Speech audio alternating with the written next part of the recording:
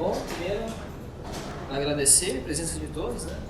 Professor Leno, professor Neilson, meu orientador, professor Emendo, a presença dos meus colegas aqui para apreciar o trabalho de conclusão de curso para Engenharia Eletrônica. Meu nome é Luiz Felipe, todo mundo sabe, né? E vamos iniciar aqui. Esse vai ser o sumário de temas que eu vou abordar no trabalho. Alguns agradecimentos, né? Gostaria de, claro, agradecer a minha noiva, Maria Fernanda, que sempre me apoiou durante a faculdade, né? Ela sabe quanto foi difícil. Os meus pais, é claro, eles não estão aqui agora, né? Estão longe do Brasil. Estou fazendo a gravação para eles aí. E, claro, meus muitos colegas que eu adquiri no curso, né? Que me ajudaram a seguir em frente. E basicamente é isso, né? Claro, também agradecer muito a Deus. Essa frase de São Tomás Aquino aí, eu avalio ela com muito apreço, né? Para a gente tentar armazenar tudo aquilo que a gente tem na biblioteca do nosso espírito. Né? Então, começando aqui o trabalho pelo tema, seria o desenvolvimento de um protótipo inteligente de monitoramento de parâmetros elétricos e controle de luminância de luminárias LED dentro do contexto de cidades inteligentes, né? Smart City, com foco em eficiência energética. Então, vamos dar uma breve contextualização. Cidades inteligentes, né, são aquelas cidades que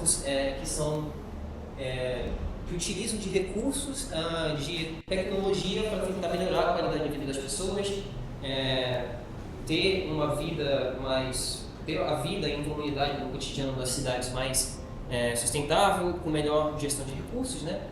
E nesse sentido, a eficiência energética na iluminação pública ela enfrenta muitos desafios, né? Porque especialmente no que diz respeito a países subdesenvolvidos, como por exemplo o Brasil, ainda tem muitos desafios a enfrentar nesse quesito, né? De desenvolvimento urbano, a questão da eficiência energética na iluminação é um problema, né? Então, muitas vezes a gente tem, aqui entrando no problema da pesquisa, a gente tem uma ausência de adaptação a condições de iluminação sem o funcionamento inteligente. Então, simplesmente a programação do poste ligar no certo horário e desligar no outro. Isso é prático, mas está dentro aqui dessa estatística, né, que o Paul Klopp, essa fonte, ela coloca em 2021, de que as cidades elas alocam muito dos seus recursos, cerca de 1/5 dos recursos públicos, para a conta de energia e iluminação. Então, qualquer redução desse consumo, qualquer aumento de eficiência energética nessa questão de energia, né, de iluminação pública, ela vai ser bem-vinda para o bolso do contribuinte. Então, a hipótese seria que é possível desenvolver um dispositivo que monitora parâmetros elétricos ao mesmo tempo que controla a luminância de uma luminária LED, né, de LED de luminária. Seria, portanto, possível aumentar a eficiência e reduzir o consumo dessa luminária, e isso também estaria alinhado com o estado da arte de arquitetura de cidades inteligentes e requisitos da ISO 50001, que é a norma da International Standard Organization, né, a Organização Internacional de Padrões, que regulamenta sistemas de gestão de energia, justamente para o meu sistema estar certificado e poder ser aceito como uma solução para questões públicas. Né? Então, o objetivo, portanto, e a gente vai ver mais tarde que se eu conseguir atender esses objetivos lá na parte da conclusão, seria desenvolver um protótipo de consumo energético adaptativo baseado na demanda de luminância utilizando um resistor dependente de luz, um LDR, um Light Dependent Resistor. Então, não apenas diferente de programar a luminária para ligar em certo horário, ela saberia o quão iluminado está o ambiente e ela se adaptaria a isso. Ela estaria respondendo às condições do ambiente de forma dinâmica, sabendo quanto ela teria que estar ligada, dado o quão escuro está o ambiente, por exemplo. Também seria possível, um dos objetivos, acessar os dados em tempo real de forma remota, utilizando o dashboard ou o painel visual que eu usaria. Reduzir o consumo energético também, de modo que justifique o investimento do protótipo a princípio, ou se não, pelo menos como uma solução viável a longo prazo. Certo? E claro, como eu expliquei, alinhar o projeto com os requisitos da ISO 50001, esses requisitos sendo, eu vou mostrar um pouco mais aqui à frente. Né? Então, a justificativa do projeto traria, claro, benefícios sociais e econômicos para a comunidade e seguimento de tendência global de modernização de cidades. Né? A iluminação inteligente associada e integrada a sensores e tecnologias futuras no contexto Smart City é muito importante, porque todas as cidades desenvolvidas no mundo já estão nessa tendência. Né? Aqui no Brasil a gente tem algumas, a referência, por exemplo, sendo Curitiba, né? Uma cidade muito citada nesse quesito de Smart City, né? Uma cidade bem integrada. Cidades globais, por exemplo, internacionais, né? Barcelona também é uma cidade muito citada nesse quesito. E claro, também justificativo aplicar os conhecimentos adquiridos nas disciplinas aqui do curso de Engenharia Eletrônica para desenvolver conhecimento científico, beneficiar a sociedade e também adquirir o título de engenheiro eletrônico. Entrando já no referencial teórico, o conceito de Smart Cities, segundo Thompson, como eu falei lá no início, na breve contextualização, são cidades que utilizam tecnologia para aumentar a eficiência, sustentabilidade e a qualidade de vida dos seus habitantes. Né? E segundo o McLaren, aqui em 2015, essas são cidades que investem em tecnologia de informação e comunicação com a ajuda de internet das coisas. Era verdade em 2015, quando o McLaren fez essa pesquisa, e é mais verdade hoje em dia. O Brasil até está um pouco atrasado, especialmente Manaus, nesse sentido de colocar para frente tecnologias e soluções para integrar vários aspectos da vida urbana em um sistema mais facilitado para acessar, por exemplo, recursos melhores. A gente tem um exemplo, acho que mais claro, todo mundo conhece, aquele aplicativo Cadê Meu Ônibus, né? Como que era a vida antes de ter o Cadê Meu Ônibus? Era muito difícil, você tinha que saber, tinha que ficar esperando horas na parada, subir risco de assalto e tudo mais. Hoje em dia, com a implementação de GPS, você sabe onde o ônibus está, pode se programar melhor. Então, é um exemplo bem claro de como seria a aplicação de internet das coisas para tecnologia de informação e comunicação dentro do contexto urbano, certo? Aqui um diagrama sintetizado, feito por mim mesmo, mostrando mais ou menos como que é uma arquitetura do Smart City. Então, aqui no nível mais baixo, no nível mais próximo do real, temos vários sensores e sistemas inteligentes que estão averiguando diferentes tipos de variáveis dentro de um contexto urbano. Né? Então, por exemplo, a gente pode ter sensores, a gente pode ter câmeras, sensores de presença e tal, estão avaliando o fluxo de trânsito em uma determinada avenida, para saber se, por exemplo, acionar o Detran, caso tenha acontecido alguma coisa no Detran da cidade. Ou a gente pode ter sensores que têm sensores de presença, sensores de qualidade do ar, umidade e tudo mais, estão avaliando a qualidade do ar em certa região da cidade, né, para o departamento meteorológico poder tomar uma atitude, uma coisa assim. E sensores como o meu, por exemplo, que estão controlando, monitorando parâmetros elétricos, parâmetros de iluminação de luminárias, por exemplo.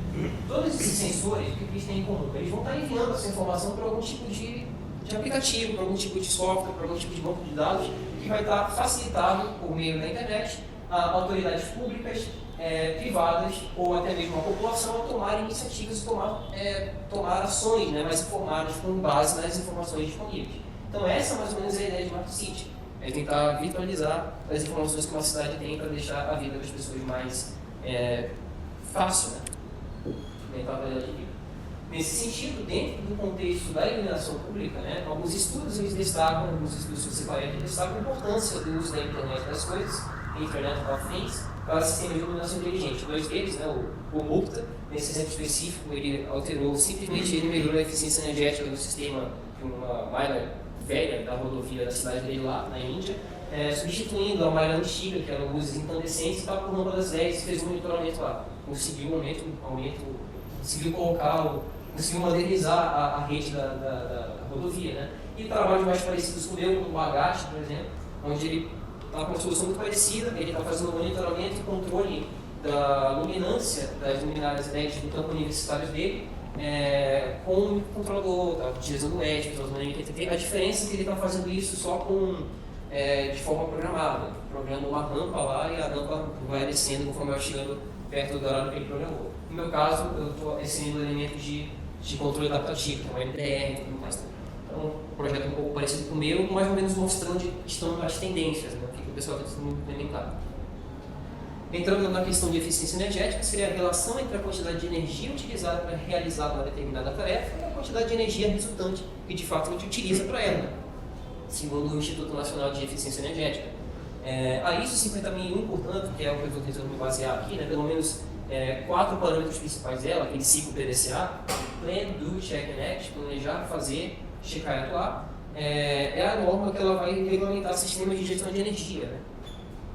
Então, os requisitos principais, né, que eu selecionei aqui para tentar adequar o meu projeto, e a gente vai ver também mais tarde como eu consegui entrar dentro desses requisitos, como é que o meu projeto se encaixou aqui, como ele ficou. Seria primeiro desenvolver uma política, então, no contexto do meu trabalho. Seria como eu vou fazer para agilizar, o que eu vou estar utilizando para controlar, quais essas técnicas que eu vou escolher para fazer isso, por exemplo, TWM, mais à frente. Né? Depois fixar metas e objetivos. A meta inicial é apenas reduzir o consumo. Se conseguir reduzir o consumo, Claro, avaliando também, fazendo coleta de dados para entender e se o meu sistema está eficiente e tudo mais, medindo os resultados eu posso revisar a eficácia. Opa, verifiquei que consegui reduzir o consumo, bati a meta. Será que dá para colocar, será que eu consigo fixar um valor aqui, reduzir para 10%, 15%? Claro, entrando também na questão de melhoria contínua. Dado um certo período de tempo, reavaliar todo o sistema para encontrar falhas e possíveis melhorias. Né? Essa é mais ou menos o que a BIS tenta estabelecer para um projeto estar em conformidade com ela. Aqui é o desenvolvimento em ordem cronológica do projeto, mais ou menos até aqui foi o TCC1, aqui o TCC2. Então, realização da pesquisa bibliográfica, definição de requisitos, definição da arquitetura e arquitetura de fibra. Aí a parte aqui já mais da tomografia, né? Arquitetura de hardware, desenvolvimento do fibra do hardware, montagem do protótipo, do sistema em embarque do fibra e os testes funcionais, que como alguns aqui sabem, deram bastante trabalho. Né? Aí já entrando em metodologia e materiais, o cérebro do projeto é o ESP32, né, que é o SIP que eu escolhi para utilizar. Ele tem um microcontrolador da família Cortex ARM, né, ARM Cortex. Eu utilizei ele basicamente por conta da integração dele com comunicação, né, ele utiliza o Wi-Fi e Bluetooth, que para mim é mais excelente, porque eu vou estar utilizando o MQTT, né. E ele também tem uma quantidade de interfaces interessantes aqui. O PWM, como a gente vai ver um pouco mais à frente, é o que eu estou utilizando para controlar a dominância do LED. Então, sem contar que o ESP posso usar a FreeRTOS com ele. Tem a questão de ele já ter uma plataforma de desenvolvimento muito robusta, já está bem estabelecida, tanto na questão de hobby, né, pessoas utilizam para hobby, quanto em aplicações profissionais. Então, foi bem tranquilo escolher o ESP32 para o projeto. O protocolo de comunicação que eu estou utilizando é o Message Queuing, Telemetry Transport, transporte por telemetria de enfileiramento de mensagem, né, o MTD. Ele basicamente funciona na base do TCP/IP, então eu posso, se tiver o sistema, o meu REST está conectado no Wi-Fi e subir um broker na mesma rede, eu posso criar um tópico que vai ter inscritos e subscribers que eles vão estar podendo ver esses dados em tempo real, mandar dados, ler dados dentro desse tópico. E foi o protocolo que eu utilizei para comunicação. Aqui é um dashboard da API que eu estou utilizando, a plataforma que eu estou utilizando para comunicar, que é a Adafruit, né? Durante o desenvolvimento do TCC1 para o TCC2, eu tive que abrir mão do Tao.io, que era a plataforma que eu estava usando antes, porque ele se tornou pago. Eu acabei encontrando essa outra versão aqui, o Adafruit, eu fiquei bem satisfeito com os resultados dele. Por ser pago, ele tem algumas limitações, por ser gratuito, né? Tem algumas limitações.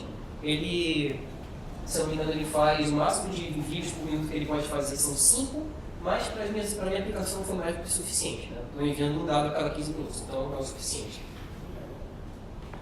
Aqui é o que eu estou utilizando para o meu sistema de aferição e iluminação, né, controle de iluminação, basicamente um LDR, fotoresistor comum aí, e um chip LED. Por que eu escolhi um chip LED específico e não escolhi uma luminária? Tem alguns problemas associados a você instalar um protótipo em uma luminária atuante.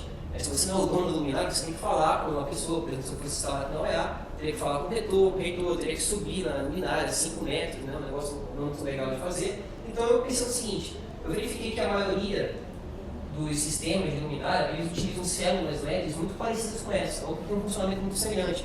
Então eu pensei, se eu conseguir validar o meu sistema, conseguir validar a hipótese de que consigo um algoritmo de dinamização que vai reduzir o consumo do elemento mais básico do sistema, eu consigo mais tarde fazer uma adaptação pequena, um retrofit, por exemplo, para adaptar para a solução específica, uma luminária específica. Então, validando a hipótese inicial de que eu consigo generalizar, eu consigo fazer a redução do consumo energético do elemento que de fato consome o sistema, eu já tenho um bom encaminhamento aí para a sequência do projeto, né, nas próximas pesquisas ou pesquisas futuras. Então, foi por isso que eu escolhi o chip LED. Aqui é uma arquitetura básica do sistema e eu vou explicar mais detalhes como ele está funcionando de fato. Então, eu tenho aqui a luz do sistema, averiguando a todo instante a luminância do ambiente via LDR. Então, a resistência da LDR vai variar, variando, a leitura já desse vai variar também. E aí você tem o threshold. O threshold que eu coloquei, acho que está em 30%, essa informação está no TCC. Eu verifiquei, eu averiguei que o LDR estava mais ou menos em saturação de 30% ali, já normalizado, né? Ela quando já estava escuro o suficiente, as outras luzes aqui no ambiente já estavam ligadas lá fora. Foi o threshold arbitrário que eu coloquei que a partir desse momento o meu sistema ele deve começar a ligar. E aí ele vai de 30% até zero, com o menos luminoso possível. Né? E aí, de maneira equivalente, né, com o meu algoritmo, ele vai subtraindo de 90% de dead cycle, né, de ciclo de trabalho, o quanto é o valor que o LED está lendo. Ou seja, varia de 90%, que eu limitei o dead cycle, né, vou explicar um pouco mais à frente por quê, de 90% a 55%, né, 60%. Então, esse é o dead cycle. Aí, a todo instante está vendo a leitura da LDR e vai controlando o ciclo de trabalho aqui para o LED acender de forma gradativa, certo? A todo instante também eu vou uma tarefa via sistema operacional de tempo real que vai estar fazendo a leitura do consumo do LED, certo? E aí eu estou jogando essa leitura do sensor de corrente com um amplificador operacional AD620 para tentar melhorar um pouco a questão da inconstância de resultados de leitura do ADC no LED. E eu consegui resultados bem satisfatórios, que eu vou mostrar um pouco mais à frente também. Então, nós vamos de calibração aqui, envia os dados de leitura de corrente via ADC para o ESP32 e a cada 15 minutos eu faço uma média, pego os dados que estão sendo colhidos, faço uma média desses valores de corrente e envio eles para a API da Adafruit para ela jogar um dado lá, né, a cada 15 minutos. E aí eu vou ter gráficos para fazer análise de consumo depois. Né? Basicamente é assim que está funcionando o sistema. Aqui é um diagrama do firmware explicando um pouco melhor como isso está funcionando. Tem o início do firmware, ele tem várias tarefas utilizando o conceito de sistemas operacionais em tempo reais, né? Tempo real, ou seja, tarefas concorrentes ali. Uma tarefa vai ser a verificação a todo instante da iluminação do LDR e a outra a verificação do consumo. Sabe? Então, assim que enquanto ele está fazendo a verificação de luminância, ele vai checar duas condições. Se a luminosidade está abaixo, igual ou abaixo do threshold que você tem, e se está dentro do horário noturno. Eu coloquei isso para, por exemplo, evitar que, sei lá, caia uma folha em cima do meu LDR e ele acenda no período que ele não deve acender. Então tem essa questão da RDC também, que está fazendo com que o sistema fique um pouco mais robusto, certo? Se a luminosidade estiver baixa e estiver dentro do horário noturno, ele vai aumentar a iluminação do LED via o algoritmo de dimerização do FISA, de forma gradativa, chegando até o máximo de 90% de dead cycle, senão ele vai diminuir a iluminação do LED na mesma taxa. Aí vai esticar também seu intervalo de envio foi atingido, ou seja, aqueles 15 minutos, e vai mandar dados para o MQTT, montar o pacote. E aí, repete. Envia também para o Adafruit, para exercício. Aqui já é a parte de implementação do projeto, né? Prototipagem da placa, ela foi feita aqui na nossa seção de C. E aqui já é a versão da placa número 3 ligada, protótipo 3. Eu tive muitos problemas com esse carinha aqui, no chip 100, né? Alguns de vocês aí sabem. Essa placa ela teve que passar por 3 revisões, porque eu já venho aproveitando o design, né? O circuito que eu tinha feito para a dimerização do LED de outros projetos. O professor Eliana até sabe, né? E eu estava utilizando um transistor do tipo W com NPN. E tudo certo, validei esse projeto, esse circuito em outras disciplinas, funcionou tudo certo, corretamente.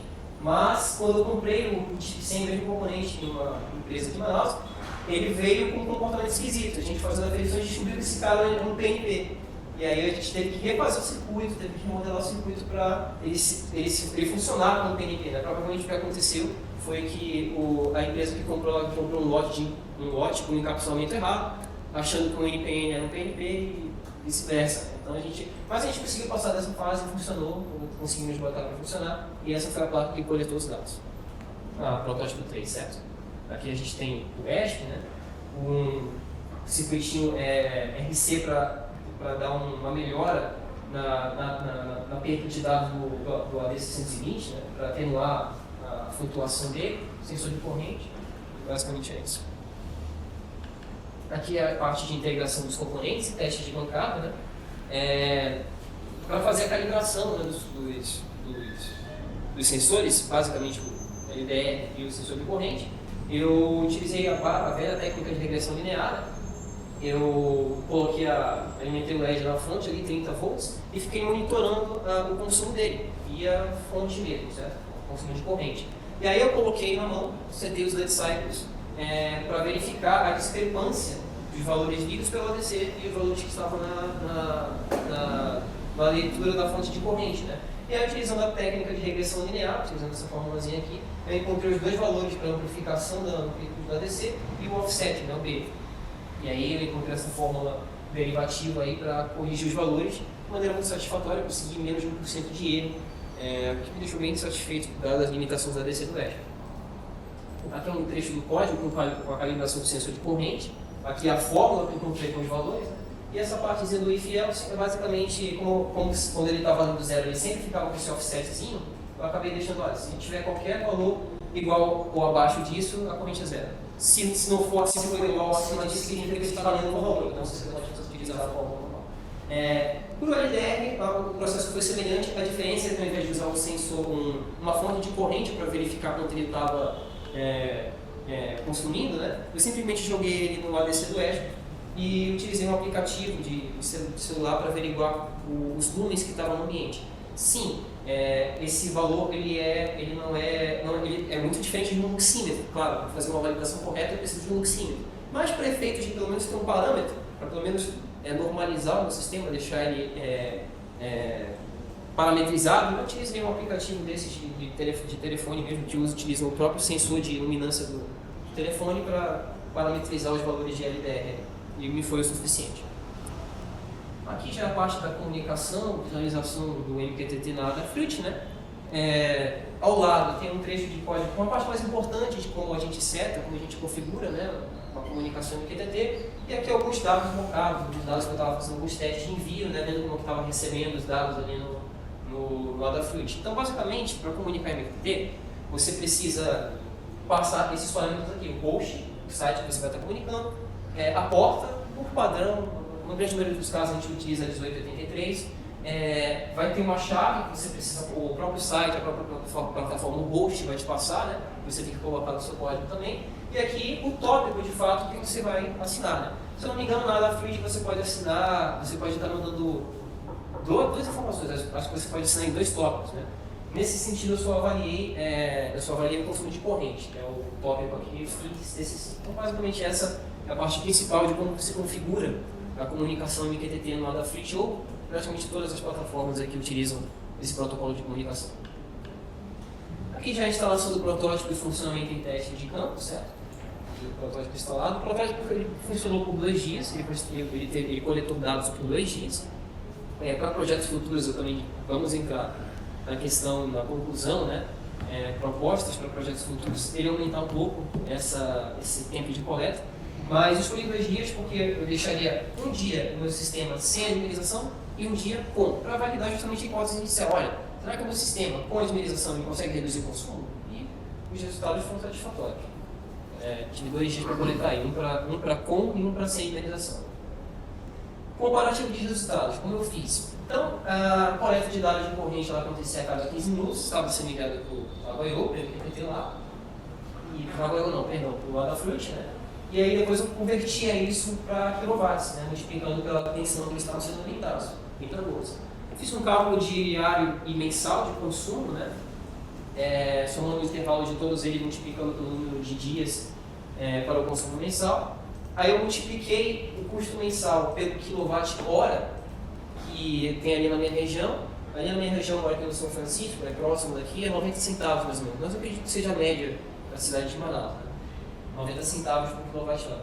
E também, para tentar aumentar um pouquinho a eficiência do meu sistema, eu percebi o seguinte, que não existia, pelo menos a olho nu, também entra nas soluções e propostas futuras, né? Mas pelo menos a olho nu, não existe muita diferença da luminância, o quanto ficava iluminado o ambiente, com o PWM limitado a 90%, ou seja, um dead cycle de 90% e 100%. E tinha uma diferença significante de consumo entre os dois, né? Então, eu limitei o PWM a 90% para tentar ganhar um pouquinho mais de eficiência, né? Então, e também teve um momento gradual ao escurecer, você tem uma taxa para ele receber os valores da LDR subtraída do dead cycle, e o desligamento instantâneo, justamente para fazer com que ele corte assim que bater o horário, ou ele detectar que já está claro o suficiente, ele corta na hora, para tentar deixar mais eficiente ainda o sistema.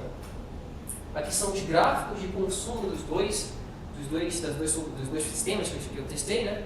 O consumo sem dimerização, a gente pode ver que mais ou menos ali é 6h15, que foi o horário que eu programei, ele subiu e ficou basicamente constante, consumindo uma média de 603, 602 mAh, né? e aí quando chegou mais ou menos o horário que eu programei, ele desligou, cortou. O sistema com a dimerização, eu limitei a WM a mais ou menos 90% de dead cycle, já podemos ver que ficou um pouco abaixo aqui do consumo de 600 mil, e a gente consegue também ver a rampa, o tempo que ele levou para chegar até o dead cycle, o ciclo de trabalho de 90%, né, justamente fazendo o controle com as leituras do LDR. E aí, quando chegou no horário, também ele cortou. Aí eu não sei se foi por conta do horário ou se foi por conta da luminância, né? Mas ele cortou quando chegou no horário, ele fez o que eu tinha programado para fazer. Aqui já é uma parte de avaliação de viabilidade econômica, né, e comparativo de alguns resultados. Esses dados aqui estão aí no TCC, mas aqui é só em forma de tabela, para ficar um pouco melhor visualizado. Então, o investimento inicial, como entrar no próximo slide, seria R$150, quanto eu gastei para fazer a placa, componentes e tudo mais, apenas avaliando o custo do sistema, não estou fazendo uma análise mais complexa de custo, hora de trabalho, esse tipo de coisa, apenas os custos dos componentes. E aqui a gente tem o consumo mensal do sistema 1 e o custo dele, que é o sistema sem admirização, e o consumo mensal do sistema 2 e o custo dele também, que é o sistema com admirização. E a gente percebe uma diferença. A gente percebe que o sistema 1 ele consumiu 6,792 kW, e o sistema 2, que é o com admirização, teve uma queda de 5,793 kW, uma diferença de 89 centavos para cada um deles.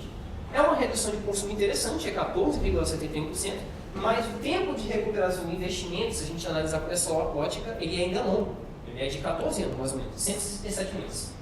Eu vou entrar em considerações a respeito disso na conclusão do projeto. Aqui é a tabela dos custos dos materiais utilizados, né? A gente percebe que eu estou utilizando muitos módulos já prontos, né? Então, o pessoal aqui que trabalha com hardware sabe que dá para estudar bastante saber o N e tentar deixar o protótipo mais barato. Então, estou utilizando já um ESP, um dev kit da ESP, eu estou utilizando um módulo no amplificador operacional, eu estou utilizando um módulo do sensor de corrente. Se eu trabalhar apenas com chip, né, fazer uma placa com chip, eu consigo cortar bastante esse custo aí. Mas para efeitos de validar o sistema, para um protótipo, foi insatisfatório. Aqui é a questão de como que o trabalho ficou em relação a ISO 50001, né? Será que eu vou conseguir atingir? Como é que ele ficou em relação aos requisitos que eu coloquei lá no começo? Então, esses 6 tópicos aqui: política energética, planejamento energético, questão de fixação de metas e objetivos, a implementação e operação, verificação, revisão e melhoria. Como é que eu fiquei? Basicamente, os que estão parcialmente conforme aqui, está parcialmente conforme por questão de falta de formalização. O sistema ele já está alinhado, está tudo pronto para ficar 100% conforme com a norma, mas ele precisa da documentação, precisa de uma formalização, um processo metódico escrito. Né? Por exemplo, a política energética em si, né, que já inclui a definição de metas e objetivos específicos, ela foi elaborada durante o projeto, mas ela não está formalmente documentada. Eu não falei exatamente quais são os algoritmos que eu vou utilizar, como, quando, onde, né? A questão da, por exemplo, a revisão periódica, olha, a cada 6 meses de coleta, temos que avaliar se a gente pode, tem pontos a serem melhorados no sistema. Então, essa questão da formalização, ela não está feita ainda, né, a documentação. Mas o sistema parcialmente conforme porque ela já está alinhada com isso. Né? Tem tudo para ela, em trabalhos futuros, ela ser 100% atingida. Né? Então, já entrando em conclusão e considerações finais, né? Vamos entrar nesses 4 tópicos aqui.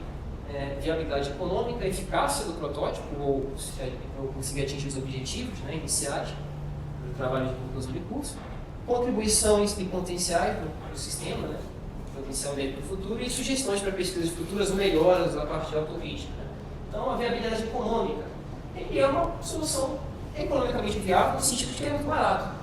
Com R$150, mesmo que ele não seja cortado, obviamente, a gente já tem um sistema que consegue monitorar em tempo real o consumo de uma luminária. Eu imagino que para um gestor isso seja algo interessante. Né? Então, ele é um sistema interessante para ser implementado aí.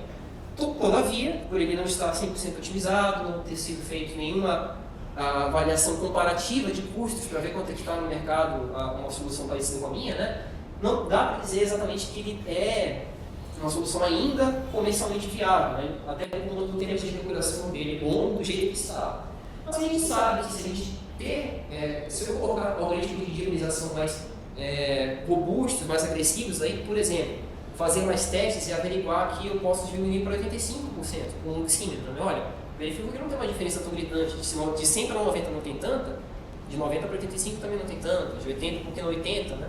Então é uma coisa que pode se testar no futuro, né? A melhora dos algoritmos de dimerização e também enxugar a BLM, aí sim eu posso deixar ele como um produto atraente e uma solução viável comercialmente. A questão da eficácia do protótipo, como foi a questão dos meus objetivos, né? Ele tem uma redução razoável de consumo de energético de LEDs, 14%, que seja um bom resultado. Nem eu esperava isso, eu esperava coisa de 10%, né? 8%, mas eu fiquei bem satisfeito com 14%, quase 15% de redução de consumo energético. Então, o meu objetivo inicial, que era reduzir o consumo da luminária, inserindo elementos de monitoramento, de dimerização, né, de sensoramento inteligente, de controle, foi atingido. Então, ele consegue ter uma redução do consumo energético. E também tem a capacidade de respostas dinâmicas ao ambiente, que era outra coisa que eu tinha me proposto. O meu sistema ele consegue averiguar e verificar a iluminação do ambiente e controlar o LDR, o LED de forma equivalente. Voltando aqui à questão da melhora do algoritmo, claro, sempre dá para melhorar isso, dá para tentar deixar a transição mais suave, né? Por exemplo, implementar técnicas, considerei fazer isso, né? Implementar média móvel, o Iago me ajudou um pouco com isso, né? Em outros projetos. Tem bastante espaço para melhora, né? Mas, a princípio, consegui validar a questão de controlar o LED. Contribuições potenciais desse projeto para o futuro. Ele é um avanço interessante em sistemas de iluminação inteligente, em solução para a iluminação pública eficiente, porque ele já está alinhado com os quesitos das arquiteturas Smart City. O meu ESP32 ainda tem muitos ADCs ali que eu posso utilizar, nada impede, ele já, até porque ele já está comunicando com uma plataforma MQTT, está tudo funcionando, de eu colocar mais sensores ali, colocar um sensor de presença, uma câmera, por exemplo, uma ESP Cam para avaliar fluxo de trânsito, né, colocar um sensor de qualidade do ar, então ele já está em conformidade com os requisitos, ou pelo menos as arquiteturas mais gerais de Smart Cities, porque ele vai aceitar, ele vai ser integrado com a internet das coisas, podemos dizer assim, né? E também traz potencial justamente para cidades mais sustentáveis e eficientes. Sugestões para pesquisas futuras, né? O aprimoramento tecnológico e algoritmos mais sofisticados, como eu citei, fazendo mais testes em campo, tendo mais dados coletados, eu posso avaliar quais são os algoritmos e as técnicas de dimerização mais eficientes que melhor cortaram o consumo do LED, né, sem, claro, perder a luminância. Essa é uma proposta que eu trabalho no futuro, né, mais dados coletados. Aplicação em outro contexto. Verificar, por exemplo, se eu posso fazer uma versão do meu sistema para um contexto predial, de edifício, né, um prédio comercial, ou um parque, um condomínio, né? Justamente entrando naquela questão, eu validei um sistema para uma solução genérica, mas como isso ficaria para fazer justamente o retrofit disso aí em outras situações, né? Questão de edifícios, parques, né, áreas de lazer e tudo mais.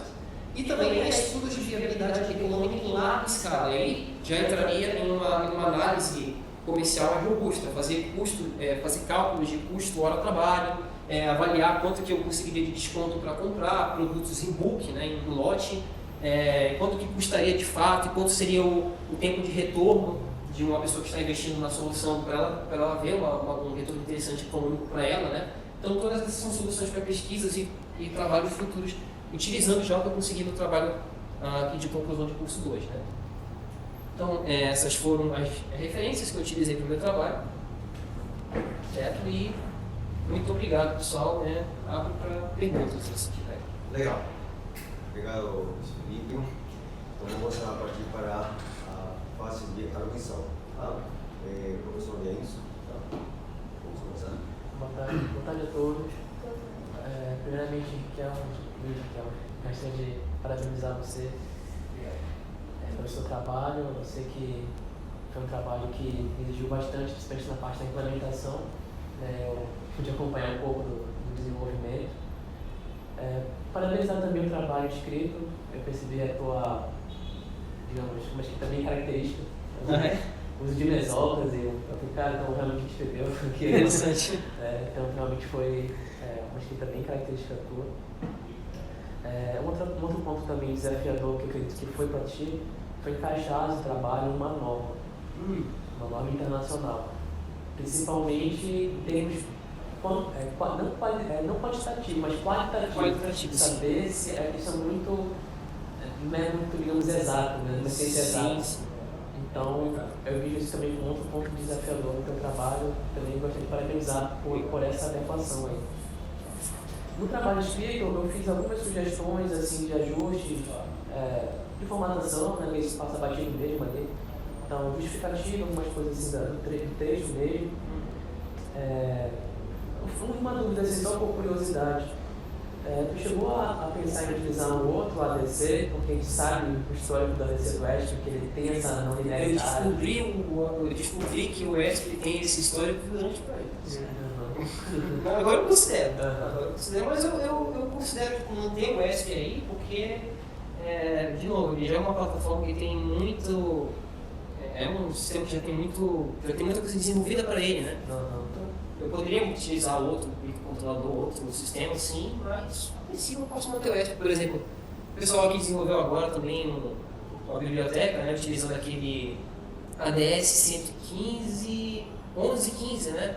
Um expansor de AD6 e o pessoal conseguiu uma precisão muito alta. Então, já tem muita coisa na internet desenvolvida que ajusta essa questão de limitação do ADC do ESP.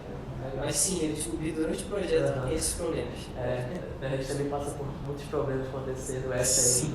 De repente fala com o externo, mas beleza, conseguiu contornar. Um outro ponto, acho que é só no gráfico também fazer um pequeno ajuste do gráfico da corrente, é só para melhorar mesmo. Colocar ali o título dos eixos, né? A corrente, meia pé. Vamos lá. Isso. Detalhe, só para enriquecer mesmo, para ficar mais fácil para quem for visualizar. Isso. E um outro ponto também, se possível, adicionar o esquemático do projeto. Final, né? Sim, final, eu esqueci de colocar no anexo. E o layout final. Assim a foto, a imagem fica legal pra gente ver também. Eu gostei da arquitetura, ficou bem legal, bem desenhado. Deve de hardware. Então acho que só essa parte também. Afonso também. E minha última sugestão, Ricardo, que assim, pode contribuir também, pode ter visto na trabalho futuros, como tu mencionou, como contribuir para um retorno mais rápido, em vez de ser esses 14 anos. 14 anos. A gente pode, uma ideia que eu tenho visto em alguns trabalhos, é utilizar o sensor de presença. O que acontece? O que algumas pessoas fazem? Instalam o sensor de presença e quando, por exemplo, não tem pessoas ou veículos circulando perto desse local, aí aquele pedal dele diminui, né? 50%, 40%. Aí fica nessa média, aí quando tem uma pessoa ali, algum veículo aí sobe. Então é uma ideia que talvez contribui como sugestão para um retorno mais rápido. Entra naquela questão de algoritmos de dimerização mais robustos. Isso, exato. Mais variáveis para tentar controlar o isso. É claro, sim. É só uma sugestão também.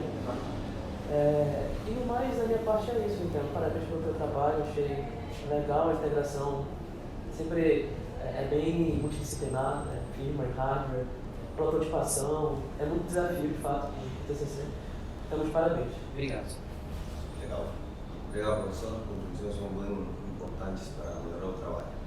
Então, Soleno, suas considerações? Boa tarde a todos. Boa tarde, Luiz. Queria começar parabenizando o Luiz pelo trabalho. Como o Luiz falou, um trabalho que tem várias áreas, né? Desde hardware, toda a implementação de hardware, firmware. Então, parabenizar pelos resultados alcançados, né? Por todo o esforço que teve no trabalho. E eu li aqui o seu texto, né? Apareceram algumas dúvidas, algumas foram solucionadas durante a apresentação. E algumas, na parte metodológica, eu fiquei de perguntar para você, por exemplo, em relação ao LDR. Uma das dúvidas era se você tinha utilizado algum meio para calibrar o LDR, né? Você utilizou um aplicativo, pude ver aí na apresentação, e queria saber se você pensou, cogitou usar na metodologia um luxímetro mesmo, né, para fazer essa... Mas enquanto eu estava fazendo, o que aconteceu? Vou ser sincero. O protótipo 3 ele teve que ser feito já nos finais do projeto. Coisa assim, eu estava garantindo, olha, o protótipo 2 está funcionando, tudo jóia. E quando eu fui colocar o componente de dimerizar, o chip, ele não estava funcionando. Aí eu descobri que era um PNP. Aí eu tive que refazer o protótipo esquemático e tudo mais, aí eu perdi um tempo precioso de teste, de calibração e tudo mais. Eu suspeito que a gente tem um luxímetro aqui no hub, eu não tenho certeza, eu não procurei. Acho que tem. Então eu pensei assim, para validar instantaneamente, pelo menos para parametrizar o sistema, não deixar os dados no bruto do ADC lá, eu utilizei um aplicativo que ele mostra, eu utilizo o próprio sensor do telefone, né, para fazer a calibração. E a calibração não foi exatamente do mesmo jeito do sensor de corrente, né, fiz regressão linear lá, utilizei meu valor de período. Então, mas sim, para trabalhos futuros eu considero utilizar até a questão do luxímetro para avaliar aquela questão de luminância do LED, para verificar, por exemplo, se existe uma diferença. Eu falei que não existe uma diferença perceptível da iluminação do LED do 100% para o 90% visualmente falando para o ser humano. Mas claro, vai ter uma diferença de luz, e seria interessante ter essa diferença anotada, né? De 100% para 90% tem um delta de luz ali e tal. De 90 para 85 tem tal. Então seria interessante. Eu considero também utilizar o luxímetro para o trabalho futuro. Não utilizei nesse por limitação de tempo. Legal. E também, assim, eu vi que você falou que você não usou um LED, porque é difícil também você ter um... mas a parte da especificação daquele LED talvez seria interessante para você também medir a própria eficiência dele, né?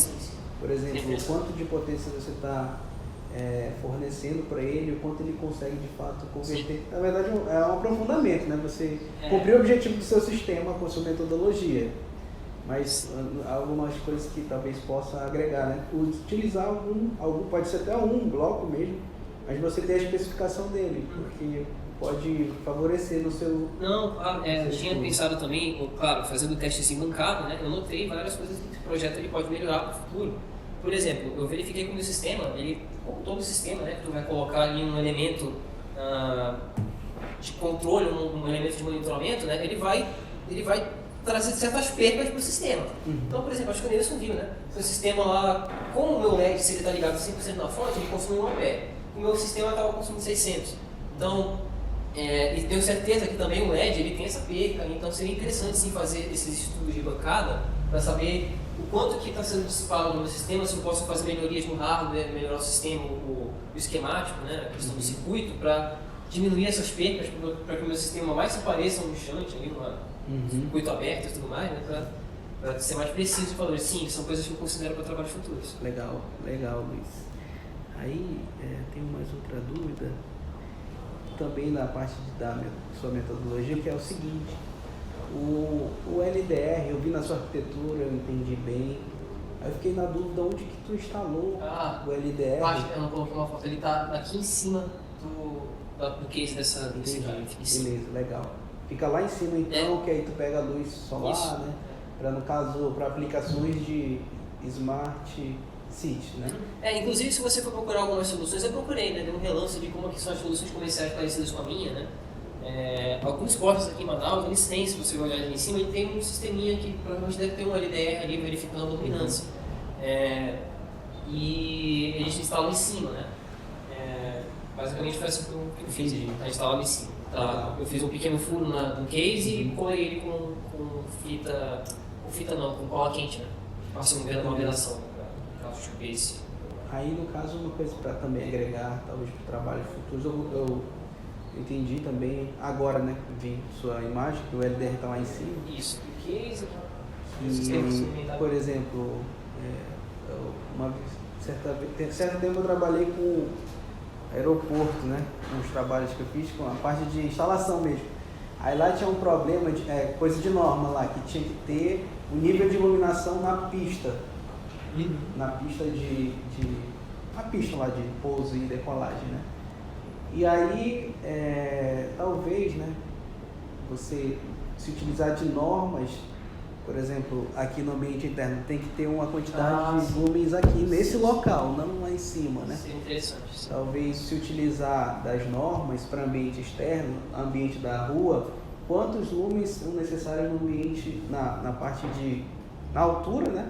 Para não ofuscar o motorista ou também para o próprio cidadão, para ele ser seu feedback, porque de repente tu não precisa iluminar tanto e aí pode diminuir teu custo.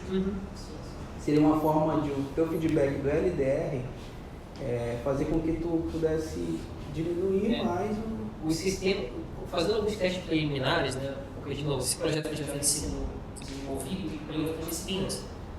Eu acho que sabe, o pessoal que ajudou, uma das cogitações que eu tive, né, uma das coisas que eu tenho em mente, é não instalar ele em cima, mas instalar ele embaixo, para ele fazer com que seja um sistema retroalimentado. Para ele verificar a questão da luminância, justamente quanto é que o meu sistema luminoso está afetando o próprio sistema, entendeu? Para fazer com que ele se regule sozinho. Então, sim, é uma coisa que eu considerei também fazer, uma das coisas que está na mente aí, mas é só com mais testes, mais projetos. Sim, Acho que mas obrigado pelas considerações. E eu acho que elogiar aqui a arquitetura, deu para entender bem o seu trabalho. Eu acho que das bancas, elogiar você assim, por conta disso, né? Acho que um dos melhores trabalhos que eu participei da banca, esse agora, né? Nesse semestre. Na verdade, meus primeiros trabalhos que eu participei de banca. Então, gostei muito da sua arquitetura, como você colocou, deu para entender bem a questão do LED, eu entendi agora, do LDR, desculpa. Eu entendi agora. E para finalizar, só uma dúvida, era da lâmpada, do gráfico também.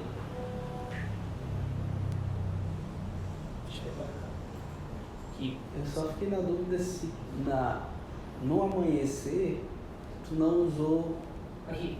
isso, tu não, no caso, poderia ter começado a apagar mais Antes, cedo. né? Sim, é uma coisa que eu considerei também. Dá para deixar esse sistema, se eu fiz aqui uma rampa para que atinja o nível atinja o PWM do cycle máximo aqui, eu considerei também validar para cá. Mas por questão de limitação de tempo, eu tentei implementar um algoritmo mais simples. Não, vamos cortar aqui. Entendi. Como eu falei, é um sistema, é um algoritmo que pode ser muito melhorado, dá para deixar ele mais eficiente, né? Mais robusto, melhorar as técnicas de minimização. Mas sim, eu poderia ter feito a rampa aqui também, teria diminuído o consumo médio. Né? Então, tudo bem, eu acho que respondeu todas as minhas perguntas. Parabenizo de novo aí, Luiz, pelos resultados obtidos. Agradecer aí o convite também.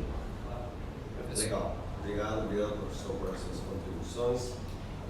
Para mim vai ser uma satisfação, uma vez mais, termos dos nossos trabalhos que a gente iniciou mais disciplinas, né? Especificamente sistemas microprocessados, e chegando a virar um TCC e com contribuições muito interessantes. Né?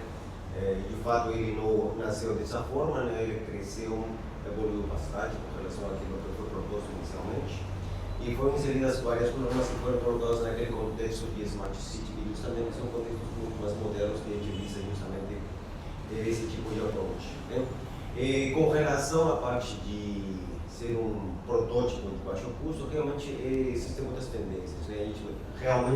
Você já tratou sobre aquele assunto, mas a vantagem para um payback, que a gente considera com relação a esses valores, ele é muito discutível quando a gente fala apenas se o valor de quilowatt-hora versus o valor de componente. Né? Então, de fato, se a gente precisa de um plano de projeto para fabricação de quilo a longa escala, ele mudaria bastante com relação àquele primeiro conceito que foi colocado e realmente para uma